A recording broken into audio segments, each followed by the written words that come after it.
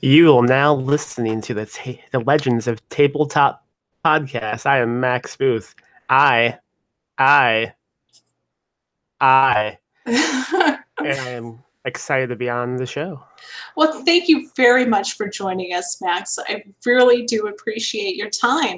Now, I know that you are here today to promote a very, very special book. Can you please tell me about Carnivorous Lunar Activities?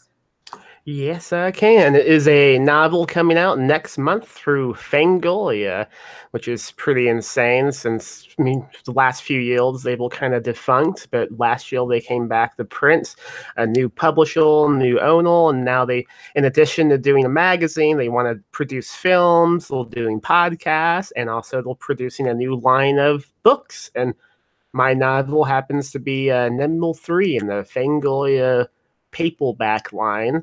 It is a novel about best friends, childhood best friends. A guy named Justin calls up his old childhood BFF named Ted and says, "Hey man, I need you to come back to my house. I know we haven't talked in a long time, but it's kind of an emergency. Please just come. I have to talk to you." So he goes over to the house, and one thing leads to another. And then Justin is chaining himself up in the basement and handing Ted a gun and saying, "Come midnight, man, I need you to shoot me in the heart."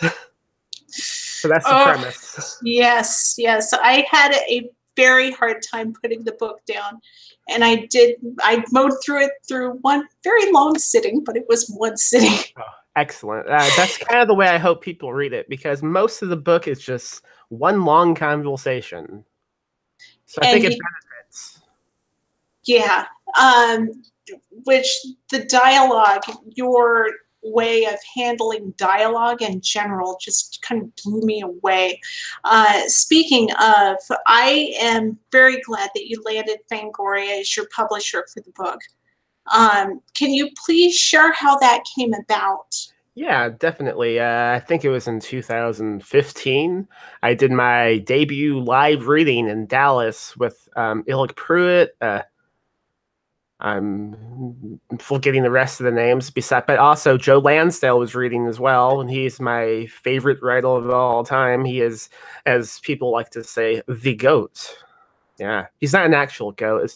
It stands for, I believe, greatest of all. No one knows. I don't know. I don't know. Yeah, we did this reading in Dallas. It was a great time. I've never read in the past, and I was quite nervous because I have a lot of self-esteem issues about talking in general. So I don't know how I got on this show, but hey. And I laughed and went home and I tried to forget about it. And then a few months later, this man named Will Evans, he emails me and says, "Hey, I live in Dallas and I own this bookshop, and I was at that reading, and I'm about to begin a new publishing company with this film producer and we're going to call it Cinestate. And you get any books you want to submit to us? I liked what you read." And I said, "Well, I have nothing, but I can pitch you something." So I pitched them a few ideas, and he liked Carnivorous Lunar Activities. So I wrote that out and I submitted it, and I waited like a year and nothing happened. And then I ran into Will Evans at a book fest, and I was like, "Hey man, what's going on with that book?" And he goes, "Oh yeah, I left that company." I said, "Oh, well shit." So I began to submit it to other places, and as I was waiting, it was announced that Fangolia was coming back from the dead. So I emailed them the same night they announced they would be coming back, saying, "Hey, if you guys need any help editing or whatever, please give me a job." And the guy who responded, his name is Dallas, who also owns Cinestate. I didn't know Cinestate was buying Fangolia at the time. It wasn't public knowledge. And Dallas, he responds to me and goes, "Hey, I recognize your name. I think you submitted a book to us." And I was like, "Yeah, I think I did too." And he goes, "Well, give me like a week and I'll get back to you." And then 5 months pass, and I email him again, like, "Hey, that's a long week, Dallas." He emails me like 2 days later, and he accepts it, and we get on a phone call, a big old conference call with the staff at Fangolia and Cinestate. We hash out a deal, and that's how it was made. Awesome. Yeah. I feel that it was a wise business decision on both their behalf, and it was wonderful for you too. We're all benefiting here. Yeah, no one's making mistakes. No, man, it is really stupid how excited I am for your book. How large was your pool of beta readers? I had two. I had my good friend Betty Rocksteady, who's written many great books, called The Writhing Skies and Like Jagged Teeth, and that's it. She's never written anything else. I think she stopped writing, actually. Well. Okay. No, I'm kidding. Betty Rocksteady, she read the book and she gave me some notes. She was like, this is good, but what if there was mill vomit involved? I don't know why, but she's always saying you should add mill vomit to the things you write. And I was like, Betty, that's strange, but okay. So, I mean, if you read the book and you think, everyone's vomiting quite a bit, now you know why. You can thank Betty Rocksteady. So she gave me some good notes. And at this time, the book was only half the length of what it is now. Because originally, I know you read it. You know how it's split up into 2 sections? Yes. Originally, the book ended at section 1. Oh. Yeah, but I was having difficulties with pitching it to different presses after Cinestate was kind of silencing me. And I realized, it's because it's in between this spot of novella and novel, and no one wants it. And I already had this idea of adding on to the book, so I just went ahead and wrote like 15,000 words like a week. And I was like, this is good. And then they accepted it, and I was like, wait, I added a new ending. Oh, gosh. They will still game. But I also had... There's more. Those mill, it gets bloodier now. I had also a good friend named Thomas Joyce who contributes to the This Is All website and also sometimes the podcast. And he read the finished manuscript and he gave me a lot of good notes. He's a beta reader. I don't know.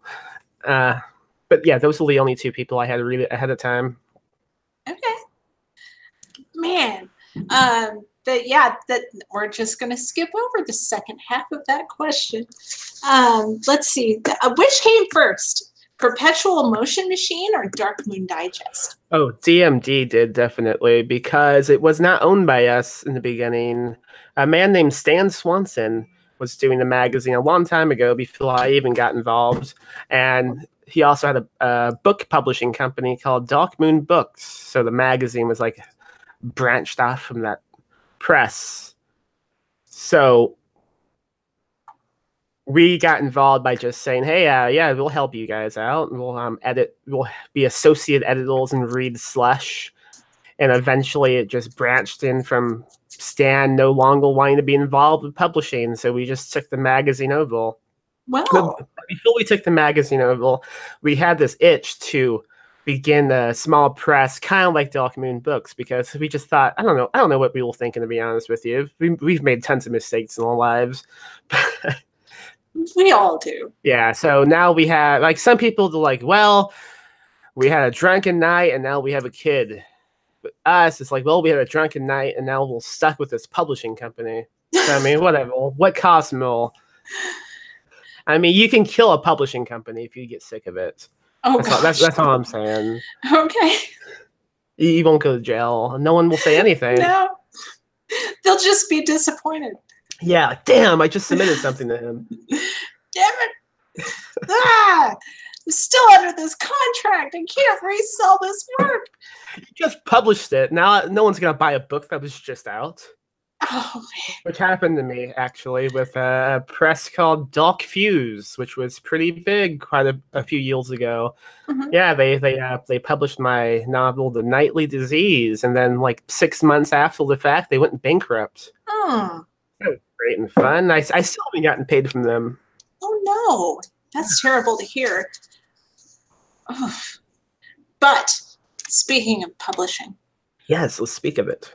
I can't help myself. I listen to the This Is Horror podcast. I adore it. It blares through my car speakers instead of the standard AM radio maniacy that hovers around these parts. It's Michael David Wilson. It is. Yeah. Who is the cute little voice on the commercial for PMM DMT? Oh, that would be Lori Michelle's son. Oh, okay. Dylan. Yeah. I wish it was me. I wish I could admit that I do a chipmunk voice on demand, but no. That was taken when he was 9 and he's 11 now. Oh, okay. An old clip. Oh man. So, I mean, uh, the night. What was it? Nightly activities. The Nightly Disease. The nightly Yeah. disease. Okay. Yeah, that was a novel I wrote about my job, which is a night shift at a hotel. So it's just about this loser trying to survive every night at this hotel, and the hotel does not want him to survive. Oh gosh. I ended up just self-releasing it through PMMP after the other press went bankrupt because I didn't have much of a choice at that point because no one's going to take on a book that just came out 6 months ago. Oh man. But what can you share with me anything else that may have opened up for you from the publishing deal that you've gotten with Fangoria? Anything else? I've gotten a lot of new contacts, like with people in the film industry, and I've discovered a lot of new podcasts actually because the marketing team at Fangoria has scheduled me on no less than 100 podcasts for the next 2 months. And most of these people, I'm like, who the fuck is this? Oh no! I'll do it, but okay. I mean, well, I'm gonna thank you for one, for being so open and willing to speak with me in the first place. It's like, well, who is this lady? Well, see, I knew you from like Facebook and stuff, but I'm talking about some companies I've never even revealed the name of. I don't know where they found some of these podcasts, but I mean, it's gonna be fun.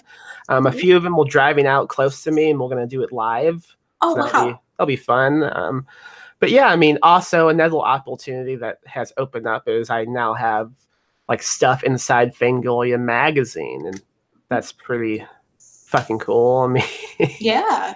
I used to read that magazine constantly. Was like when I was a kid, and now to see my name in it, it's a dream come true. Maybe it is a dream. Maybe I'm gonna wake up in a few minutes. I don't know. Yourself. Man, that's. Why would I do that? Huh? Why would you do that? Yeah, why'd you tell me to do that? That was painful.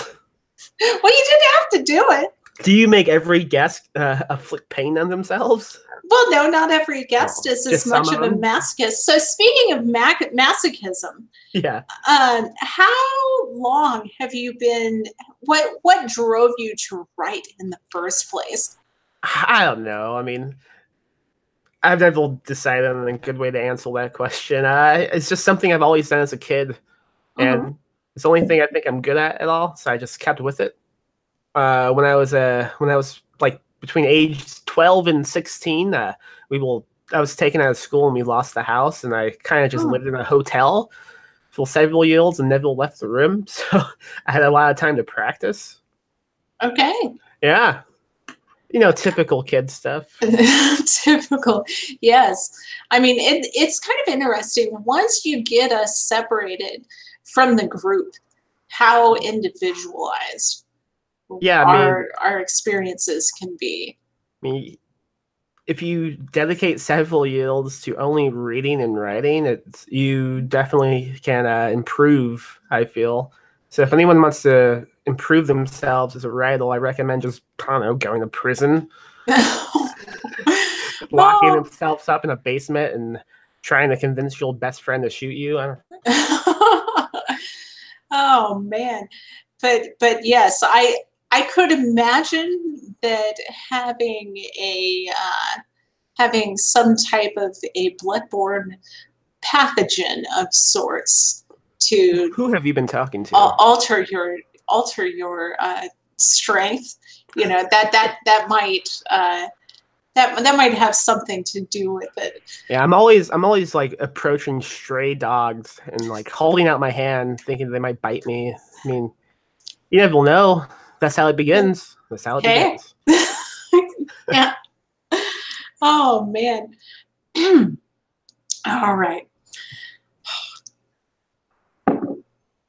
Now I'm going to dive into an oddball one. Okay. We're going to start with music here. Okay. What's the first music album you ever bought with your own money? It was called Issues by an awful new metal band named Kuln. Yeah. Okay. Yeah. It was a CD. Yeah. With the little book. I am a baby. Yes. Oh man. See, this is what happens when I decide to stop dyeing my hair. It's like my little sparkles come out to play. But yeah, let's see. Corn. I used to love Corn back in the day. That's what they all say. No one says, "Oh, I still love Kuln." They always say, "Oh, I used to love that band." Well, it got kind of old. Yes, it did. But yeah, what album can you listen all the way through without skipping a single track? The Moon in Antarctica by Modest Mouse. Okay. All right. I tend to listen to albums like straight through. I don't like the shuffle option. Okay. Yeah. Because it's like reading an anthology. There's an order to it. Yeah, and plus if it's an album, I'm usually already familiar with the tracks, and I can think, okay, I don't have to go back on iTunes or whatever and hit skip. Mm-hmm. Because if I'm on shuffle, there's always the chance of like getting a song like "Smell Yo Dick" that pops up. And it's like, no, I don't want to listen to this right now. I'm not in the mood. Oh yeah. What's the best dick joke that you've heard today? Today, oh man, I woke up and I've been talking to you, so I mean, you told me you told me a bunch of disgusting dick jokes before we got on. I did. I'm not going to repeat those because okay, we will get banned from YouTube. Unfortunately, yes, banned from YouTube. That's not banned because of dick jokes. Yes. I think dick jokes is like a state of mind. Yes. Yeah, you can quote me on that.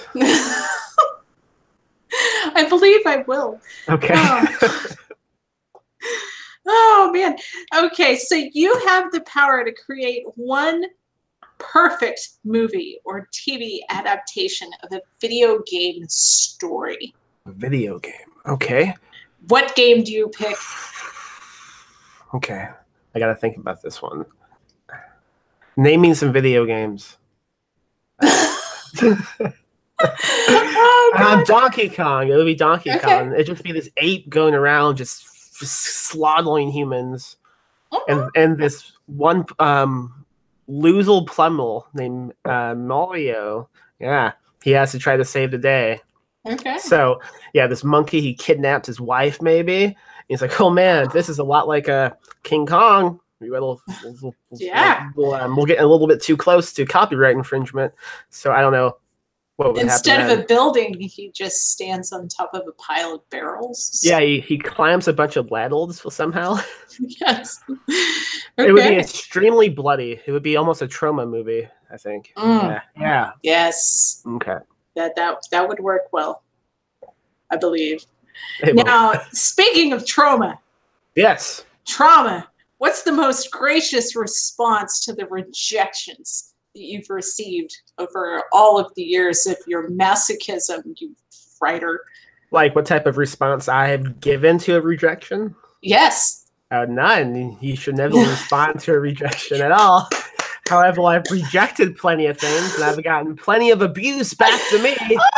What's the worst response that you've gotten to handing out a rejection? I've gotten a lot like, you don't know a goddamn thing, fuck you, and stuff like that. But the worst is when I go to a convention and someone comes up to me and it's like, hey, you just rejected me.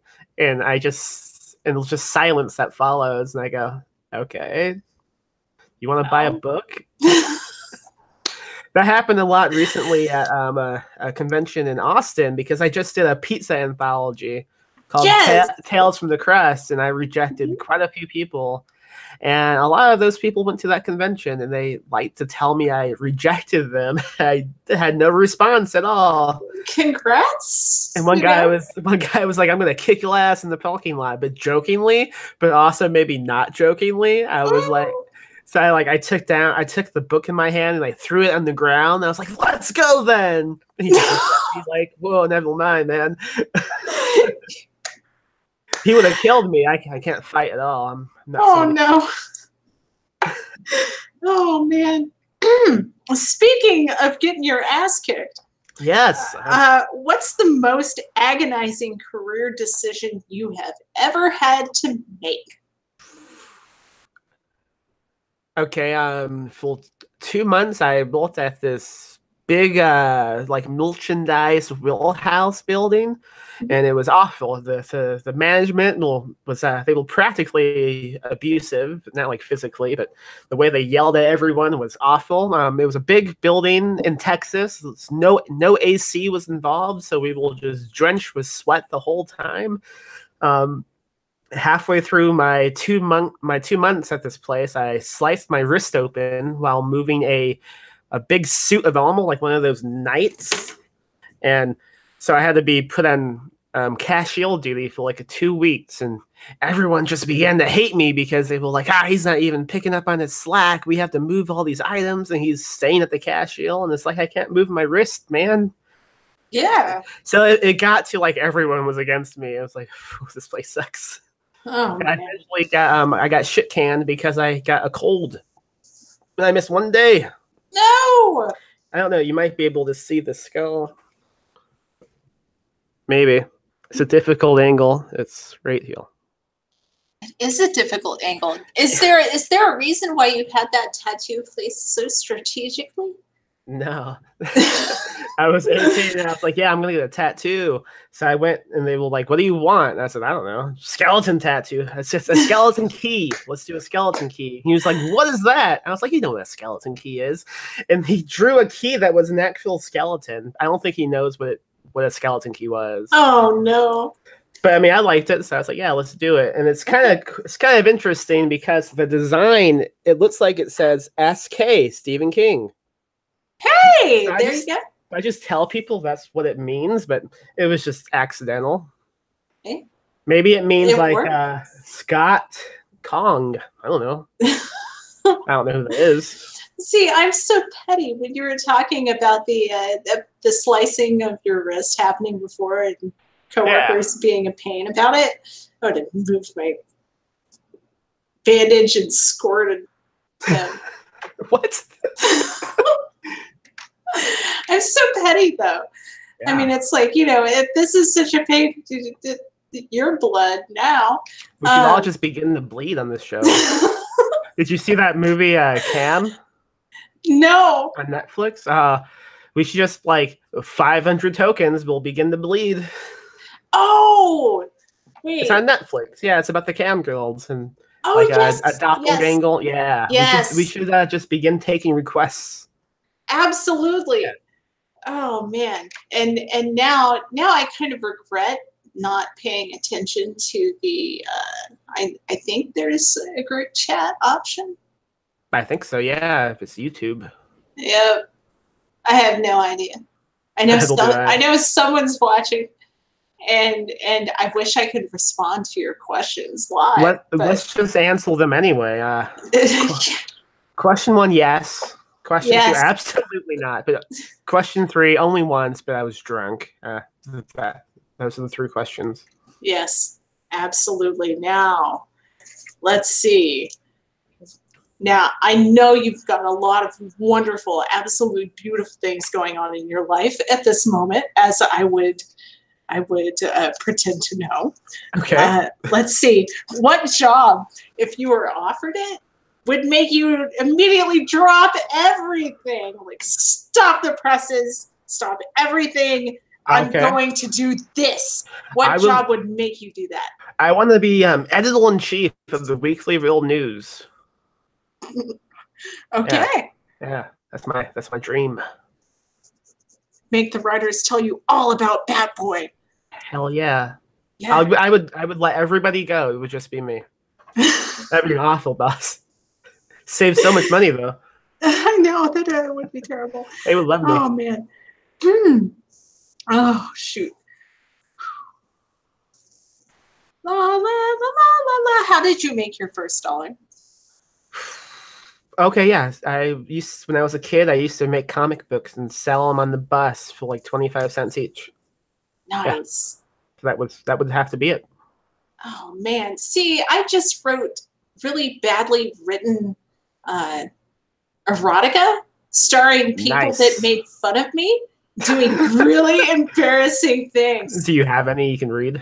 No, because it was all confiscated by my principal and I almost got expelled. That guy was a pill. He was like, "Oh, I'll take these for ladle." Yeah. Oh man. What song? What song would you like played at your funeral? Oh, what song? Hmm. Probably something obnoxious that has a lot of animal noises in it. Okay. Like, I don't know, ducks mating. That has to be a CD. Ducks mating. Okay. Yeah. Now, tell me one thing other than your masochistic writing. I'm just gonna say that we are all kind of masochists in that way. All right. What's one thing that you're exceptionally good at that's not writing or storytelling? I am excellent at always being sleepy. Okay. Yeah, I'm pretty good at that. I can understand that. I used to work second shift. Okay. Yeah. You know, yeah. Yes. But it's so nice to be able to get up in the middle of the afternoon and like, It is. go travel. A fantastic YouTube show like this. Well, thank you. Yeah. I'm so happy that I could be the start to your day. It's all downhill. Oh man, it's messed up because over the weekend at this hotel down the street from my hotel, the guy doing the night shift, he was a disturbance outside, a lot of people making noise, so he walks outside and someone shoots him in the face. Yeah. So that was the day before I began my shift. I was like, oh man, good like sign. your first shift it was, there, or no, it was over the weekend. Oh my gosh. Yeah, he's in stable condition though, so I mean we can make jokes about it. He didn't die. Excellent. I hope he's not like too badly disfigured. Let's hope not. Yeah. Yeah. My heart goes out to that guy. He's just minding his own business, man. What are you really bad at? What do you know you're really bad at? Drawing. Yeah. Okay. I cannot draw anything. You should draw something. All right. What do you want me to draw? Draw a werewolf. Okay. I can continue to answer questions. Do it. Okay. Now, while you're drawing me this wonderful masterpiece, yeah. How do you like to hit the reset button after a terrible day? Just a shit day. I don't know how. I don't know. Maybe that's my issue. How do you? I brew beer as a hobby, so I enjoy my beer. Okay, I do have an answer. It's a new hobby I took up last year. I've been making claymation videos, and I have no intention of doing anything with them. I just enjoy messing around with clay, so that's kind of relaxing. I haven't done it a lot. I made maybe 3 videos, but it takes a long time to make even one. And I'm bad at it, but I think it's kind of fun. So that would be my answer. There's something crazy about the way clay and stop motion looks when it's in a video. I love it. That's wonderful. I mean, my husband and I just started doing let's both draw the same picture and paint it in watercolor. Okay. And it's interesting how we both come up with these wildly differing output. Now, while you're drawing this fantastic werewolf that I cannot wait to see, but I'll give you plenty of time. It's so bad. To complete this beautiful, beautiful work of art. Okay. Now, what is your favorite method of gaming? Would that be video games or would it be tabletop games? I would have to say tabletop. I don't play a lot of video games. Okay. I try to, but every time I seem to fool myself because after 10 minutes I've lost interest. But I love playing board games and like dominoes, so yeah. Okay. Now, what's your favorite tabletop game? I don't know. This is a bad answer, but I don't know. It's okay. Yeah. We played so many, I don't have a favorite. And like the ones I do like to play a lot, I don't know if they would be considered like a tabletop game. What is the definition of a tabletop game? Are you face to face with the person that you're playing with? That's it? Yeah. Okay. Then patty cake. Okay. Star Wars, Star Trek, or for those that like neither of the previous selections, Dune. 1, 2, or 3. Oh man, I have not read Dune, but I would like to. I have the book, and I was thinking I should read that soon because that dude's gonna make a movie of it, and I like the movies he makes. He makes good movies. Dennis something V is French. I don't know. I don't know how to say his name. I would have to say Star Wars because I've never watched Star Trek. I'm not a big Star Wars fan either. I'm sorry. Okay, it's okay. I didn't say anything bad about Star Trek. No. I just haven't gotten into it yet. No. One day. You didn't say anything bad about it at all. Let's see. If you could have one superpower, what would it be and why? Well, I would like to be able to draw. No, I would like to have the ability to stop time so I could sleep as long as I want and then wake up and no time has passed. Okay. Okay, ready? Makes sense. Let's see. Okay. Can you see it? Come on. Oh, that's beautiful. Oh, thank you. Woof. Hello, woof. That is fantastic. I did both languages. So, like, in English, it's hello, but if you translated it, it would be woof.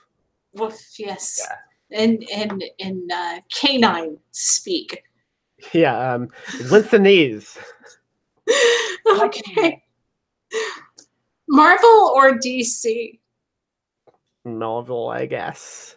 Okay. I'm not a big comic book guy, so. Okay. Sci-fi or fantasy? Sci-fi. Okay. Yeah. Do you have a favorite sci-fi work? Do I? Yeah, the Twilight Zone. Okay. Does that count? Yeah, it should count. Yes, yeah. that counts. Okay. That absolutely 100% counts. Oh man. What about you? Are you sci-fi? Are you fantasy? What? Oh man. In my younger years it used to be fantasy. Mm-hmm. But I'm gearing a little bit more toward sci-fi, like go to hell, yes. fantasy. Not necessarily, but space opera. Yes, yeah, space is cool. Yes. All those planets and stars and shit. I hope one day someone just like straps me in a box and shoots me into space, and my last dying breath is just trapped in the black nothingness. That's my dream. Yeah. What about you? Somewhat similar. I have my advanced directive, I guess you could say, would be cremate me and put me in a box. I would love to know what it feels like for my skin to revulse. So to disintegrate? I mean? No, but like if my skin was inside out. Oh. I would love to know what that felt like. Ow. Yeah, probably. Yes, yeah. Ow. I don't know how to go about doing that. I'll have to contact a scientist. Ow. that would hurt. It'd be kind of like flaying. It would be flaying. It'd be painful to walk because also your feet would be like that too. So every time you take a step. Oh man. That's making me think of that episode of Aqua Teen Hunger Force where Carl gets put on a body of eyeballs. What? So does he have a suit of eyeballs? No, his body is eyeballs. It's Oh, just composed of a bunch of eyeballs. Just like I see everything. oh, now I have a new Ow! dream. Yeah, that Yeah, sounds awesome. yeah. Oh man. But do you have anything else in the wheelhouse that you would like to scream about, that you would like to promote? Well, I have the book coming out next month. That's about it. Mhm. With my own writing, but this year through Perpetual Motion Machine, we'll be publishing like 5 books. One Mhm. of them is George Daniel Lee's collection, Bone and Blood. It's kind of Clyde Barkley, the way it's written. Yeah, Ooh. it's pretty great.